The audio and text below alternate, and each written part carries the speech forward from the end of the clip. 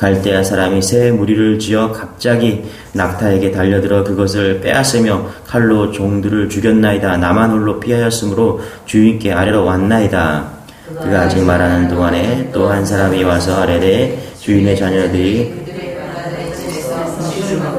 포도주를 마시는데 거친 들에서 큰 바람이 와서 짐 내 모퉁이를 치매 그 청년들 위에 무너짐으로 그들이 죽었나이다. 나만 홀로 피하였으므로 주인께 아래로 왔나이다 한지라.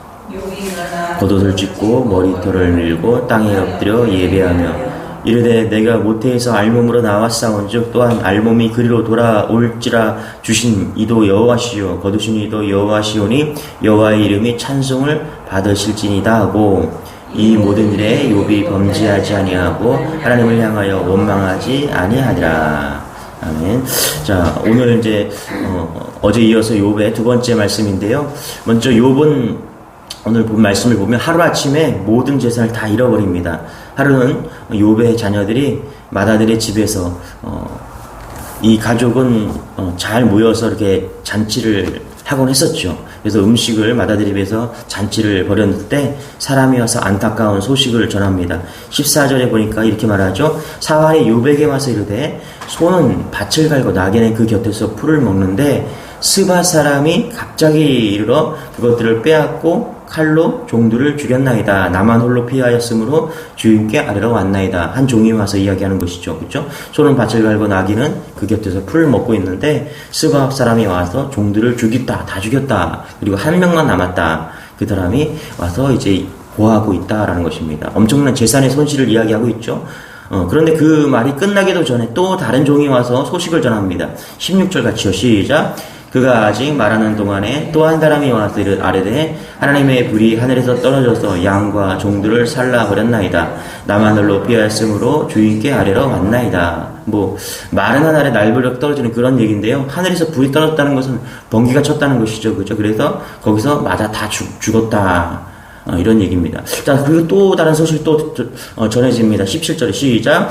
그가 아직 말하는 동안에 또 한 사람이 와서 아뢰되 갈대아 사람이 새 무리를 지어 갑자기 낙타에게 달려들어 그것을 빼앗으며 칼로 종들을 죽였나이다. 나만 홀로 피하였으므로 주인께 아래로 왔나이다. 갈대아 사람이 왔대요.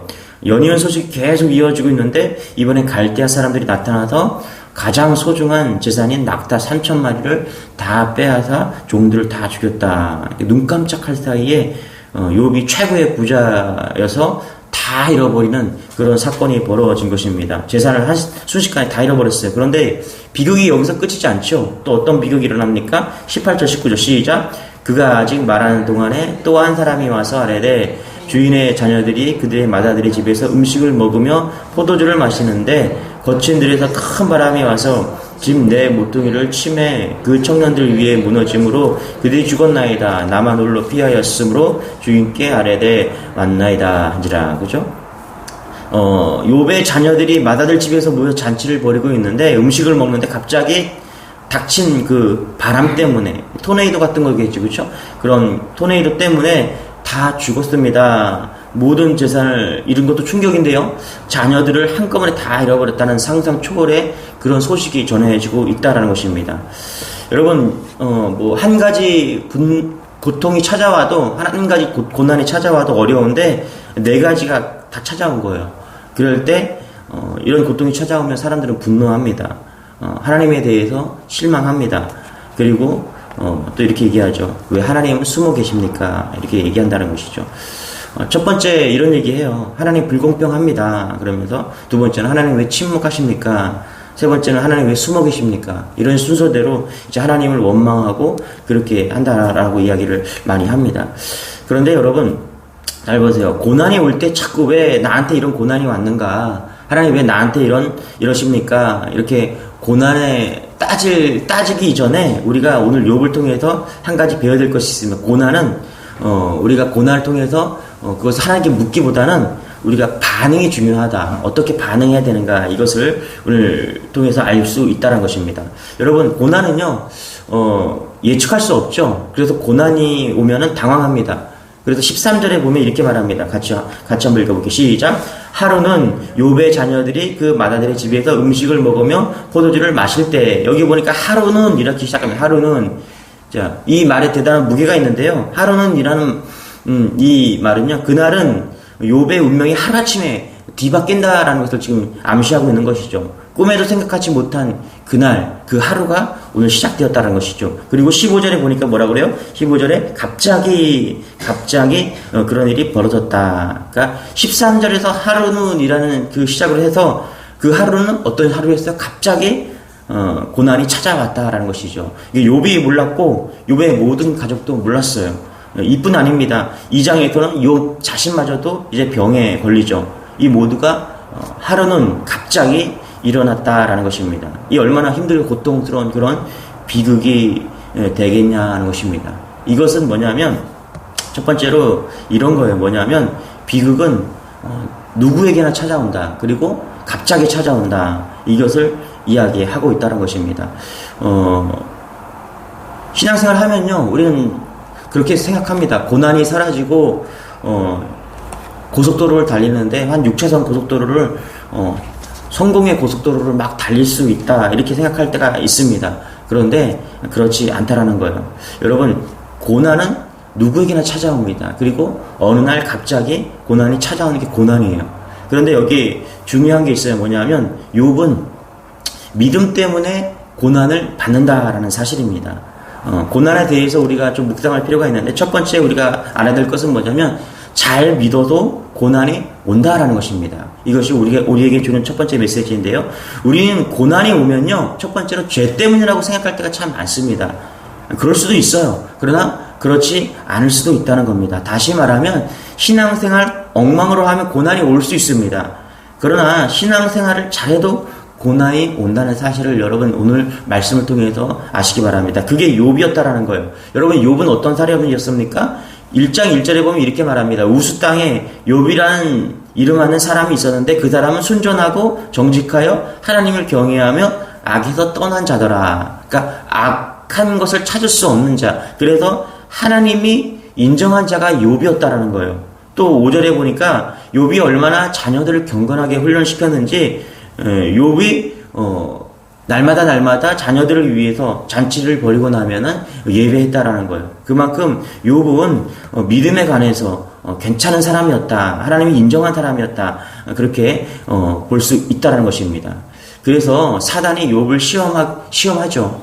이 사람이 돈 때문에 그러느냐, 아니면 정말 믿음으로 하나님을 신뢰하고 있는 건가, 그것을 시험하고 있다는 것이죠. 그래서 욥은 죄 때문에 고난받은 것이 아니라 욥은 무엇 때문에 받았다고? 믿음 때문에 고난받았습니다. 하나님이 그를 신뢰했기 때문에 고난을 받았다는 것입니다. 여러분, 예수님께서 제자들을 부를 때요, 제자들은 다 버리고 예수님을 따랐습니다. 우리는 믿음의 출발이 다 버림으로 거기서부터 출발한다는 것과 동시에 우리는 십자가 성공을 위해서 신앙을 시작하는 것이 아니라 십자가를 지기 위해서 신앙의 길을 걸었다라는 것을 잊지 말아야 됩니다, 여러분. 그래서 십자가를 지면요, 첫 번째로 우리는 성공이 아니라 고난이 온다는 사실을 여러분 잊지 마시기 바랍니다. 그래서 고난이라는 것이 죄 때문에도 오고 우리가 알 수 없을 때도 고난이 찾아오죠. 다 알 수 있으면 얼마나 좋을까요? 그런데 믿음이 우리가 잘 믿어도 고난이 온다는 사실을 여러분 잊지 마시기 바랍니다. 그래서 내가 신앙생활을 잘하고 있는데 고난이 찾아왔다? 그러면 이렇게 생각할 수 있어요. 하나님이 나를 철저히 신뢰하는구나. 내가 믿음 때문에 고난을 받는구나. 그럴 때 하나님을 더 의지하고 하나님께 나아가야 된다는 사실입니다. 할렐루야. 그런 온전한 믿음이 여러분에게 있기를 소망합니다. 두 번째는 욥은 고난이 왔을 때 말씀을 붙들었다는 사실입니다. 여러분 보세요. 13절부터 고난이 찾아왔어요. 그리고 또 고난이 찾아왔어요. 고난이 찾아왔어요. 그리고 또 고난이 찾아왔다는 거예요. 고난이 계속 겹쳐서 찾아왔다는 것이죠. 그러면요, 여러분, 원망하고 불평하고 쓰러질 수 있어요. 그런데 이때 욥은 고백합니다. 욥은 어떻게 고백합니까? 예배를 선택하고 하나님을 찬송합니다.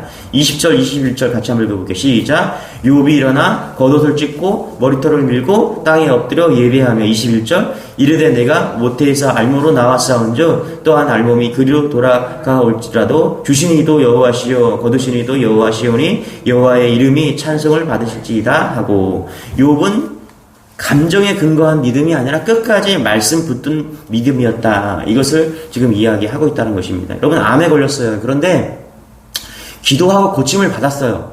암에 걸렸는데 기도하고 고침을 받았어요. 그게 기적이죠. 그런데 그거보다 더 큰 기적은 뭐냐 하면 암에 걸렸어요. 그런데 하나님이 고쳐주시지 않았어요. 그럼에도 찬송하고 예배합니다. 여러분, 어느 것이 더 큰 기적 같아요? 후자가 더 큰 기적이고 더 큰 믿음이라는 것입니다. 전자는요, 고침 받았다는 감동이 있어요. 감정이 있어요. 그러나 후자는 변한 게 없거든요. 그럼에도 믿음이 변하지 않고 믿음 붙들고 가는 거예요. 그게 진짜 믿음이라는 것입니다. 여러분, 성경의 말씀을 보면요, 아브라함이 왜 믿음의 조상이었습니까? 우리 아브라함 하면 기도하면 바로바로 응답되고 뭐 하나님께서 다 주셨으니까 뭐 아브라함이 믿음의 그런 믿음의 조상이다 이렇게 말할 수 있는데 그게 아니라는 거예요. 여러분 보세요. 아무런 응답이 없었어요. 자녀 한 명 낳는데 아브라함에게 25년이 걸렸습니다. 그래도 아브라함은 믿음이 약해지지 않고 불평하지 않고 100세가 될 때까지 약속의 성취 붙들고 계속 흔들리지 않고 기다렸다는 거예요. 여러분, 이게 믿음이라는 것입니다. 여러분, 고난이 올 때요, 나는 하나님의 자녀다, 나는 협력하여 선을 이루시는 하나님을 믿는다, 그렇게 변함없는 믿음을 가지고 나아가는 것, 그게 진짜 믿음이라는 것입니다. 하나님께서는요, 반드시 그 고난 가운데 일을 하시거든요. 답을 주십니다. 그런데 중요한 건 뭐냐면 우리가 기다려야 되는 거예요. 하나님이 그 고난 가운데 역사하실 그 순간까지 우리는 기다려야 되는 거예요. 하나님, 그런데 우리는 기다리지 못하고 따지죠. 왜 이러십니까? 내가 무슨 죄를 지었나? 막 따지고 난리를 치고 또 배교도 하고 배반도 하고 어떨 땐 떠나가기도 합니다. 여러분, 기다리는 여러분 되시기 바랍니다. 하나님의 뜻이 있어요. 협력하여서 선을 이루실 그 하나님, 나는 하나님의 자녀다. 고난이 올 때 기다리는 거예요. 그럴 때 하나님께서 역사하십니다. 욥이 그렇다라는 거예요. 믿음을 가지고 기다렸다. 예배로 나왔다. 이 얘기하고 있다는 것이죠. 그래서 세 번째로 보면 고난이 오면 예배를 드리는데 어떤 예배를 드립니까? 하나님께 온전히 엎드려서 예배한다. 그 얘기하고 있다는 것이죠. 20절 같이 한번 읽어볼게요. 시작. 욥이 일어나 겉옷을 찢고 머리털을 밀고 땅에 엎드려 예배하며, 이렇게 이 말씀을 하고 있습니다. 고난이 찾아왔을 때, 엄청난 고난이 찾아왔을 때 욥이 어떻게 했습니까? 고난이 오면, 여러분, 믿지 않는 사람들은 고난이 오면 이리 뛰고 저리 뛰잖아요. 그렇죠? 그러나 성도는 하나님 앞에 엎드려야 한다는 것입니다. 여러분, 어려움이 오면 주님께 나와서 엎드리는 여러분 되시기 바랍니다. 욥은 이런 상황에서 예배했습니다. 그럼 잘 보세요. 엎드려 예배했다는 것입니다. 그렇죠? 겉옷을 찢고 머리털을 밀었다는 것은요, 자신을 완전히 낮추는 상태를 말합니다. 그리고 그 마음속에 오는 고통과 분노를 누구한테 다 토해냈습니까? 하나님께 토해냈다는 거예요. 여기서 엎드려 예배했다는 건 너무너무 중요한데, 하나님께 모든 것을 다 토해냈다는 것입니다. 여러분, 예배합시다. 그렇게 얘기해요. 30분 설교하고 찬양 몇 곡 하고 돌아가는 게 예배가 아니라 자신을 완전히 낮추는 것, 엎드려서 나아가는 것, 그게 오늘 진정한 예배다라고 이야기를 하고 있습니다. 그래서 여러분, 예배란 나의 몸과 나의 마음까지도 하나님께 다 엎드리는 게 예배다라고 지금 이야기하고 있는 것입니다. 그분의 나의 마음을 찢고요, 하나님께 쏟아내는 게 예배라는 거예요. 그리고 이렇게 마음으로 고백하는 게 예배다라고 지금 이야기하고 있습니다. 21절 시작. 이르되 내가 모태에서 알몸으로 나왔사온즉 또한 알몸이 그리로 돌아올지라도 주시니도 여호와시요 거두시도 여호와시니 여호와 이름이 찬송을 받으시올지어다 하고. 아멘. 뭐라고요? 엎드리는 것 할 수 있습니다. 우리가, 그쵸? 우리가 예배 나와서 찬송하고 찬송가 몇 장 부르고 설교 들을 수 있어요. 그런데 그게 진정한 예배가 아니라 진짜 엎드려야 된다는 거죠. 진정한 예배를 지금 드려야 된다는 거예요. 그리고 우리는 이렇게 기도합니다. 하나님, 경제적인 부분만 건들지 마세요. 내가 열심히 일한 거니까 하나님 건들지 마세요. 하나님, 자녀만 건들지 마세요. 내가 얼마나 내 자녀를 사랑하는지 아시죠? 하나님 남편만은 건들지 마세요. 아닙니다, 여러분. 예배란 몸도 엎드리고 마음도 하나님께 엎드리는 거예요. 그리고 고백하는 거예요. 하나님이 주셨습니다. 모든 것을 다 주님께 올려드립니다. 그게 예배라는 거예요. 그게 예배요. 그럴 때 진정한 회개의 예배가 드려진다는 것입니다. 여러분, 욥은 4가지 고난을 받았습니다. 모든 재산을 빼앗기고요. 자녀 10명이 다 죽고요. 남은 게 없어요. 그런데 예배합니다. 이런 예배가 어떻게 가능합니까?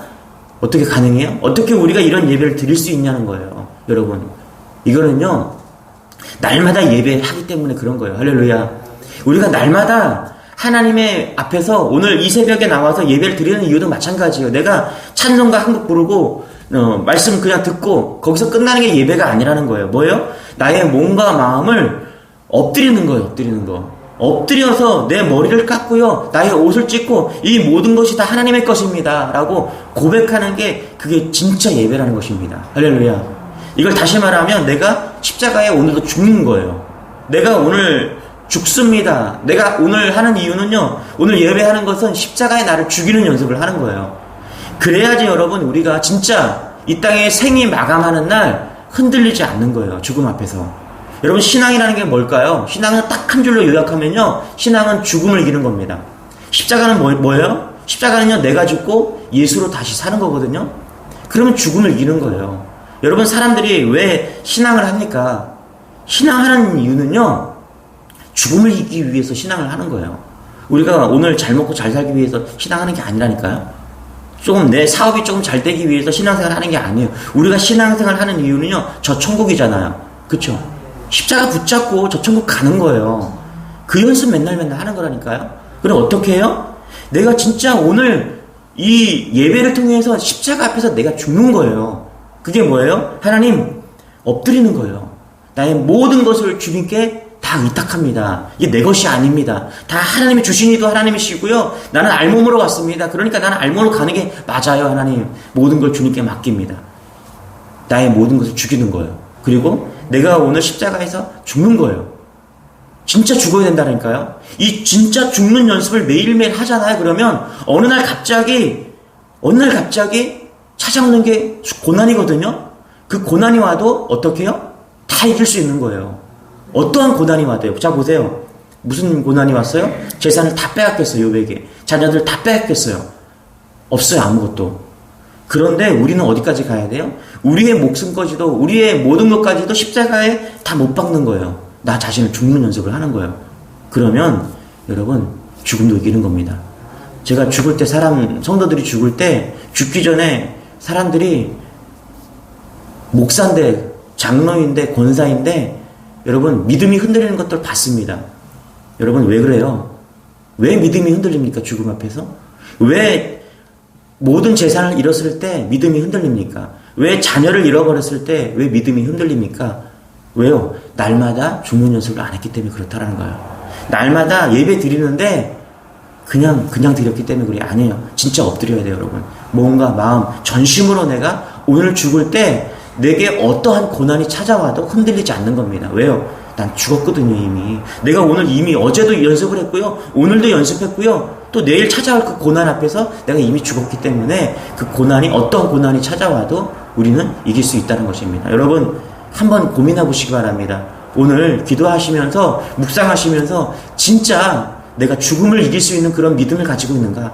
내가 어떠한 고난이 찾아와도 내가 흔들리지 않는 그 자리에서 내가 엎드려 예배할 수 있는 그런 사람인가? 오늘 자기를 한번 돌아보는 여러분 되시길 바랍니다.